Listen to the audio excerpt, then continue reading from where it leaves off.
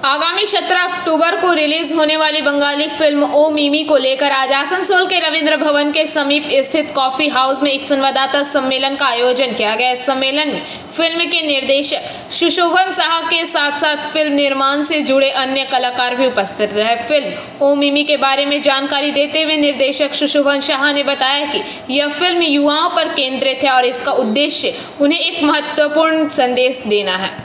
इस मूवी के माध्यम से मैसेज देने का स्टोरी ये है कि पेरेंट्स को भी थोड़ा सचेत करना, उसके बाद स्टूडेंट्स के ऊपर भी एक रिस्पॉन्सिबिलिटी डालना कि वो अपने लाइफ को किस तरह के सीरियसली लें। और इस मूवी के मीडियम से हम लोग ये भी बोलना चाहते हैं कि एक बहुत स्ट्रॉन्ग मैसेज देना चाहते हैं जो कि अभी नहीं बोल सकते, वो आप लोग मूवी देखने के बाद ही पता चल जाएगा वो क्या स्ट्रॉन्ग मैसेज है।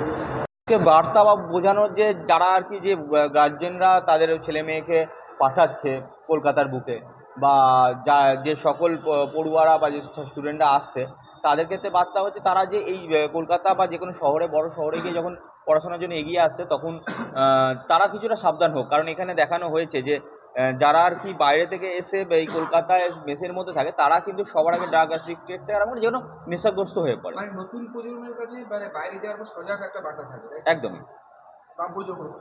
আমি সুশোভন সাহা, এই মুভির ডিরেক্টর। আপনারা মানে आसनसोल से बिजू मंडल की रिपोर्ट, पीवीटीवी न्यूज।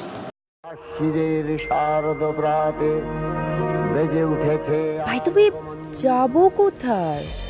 কসমো বাজার, শার্প বিকেল 4:30।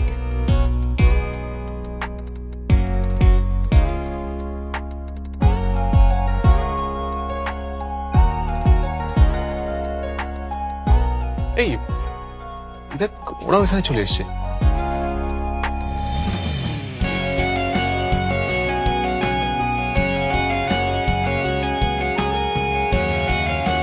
ধরবো নাকি ব্যাগটা?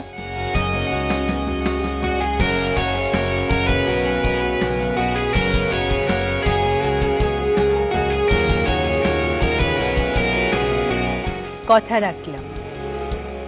চয়েস ভালোই, কিন্তু কার জন্য? এই পুজোয় যাকে ভালো লাগবে তাকেই দেব।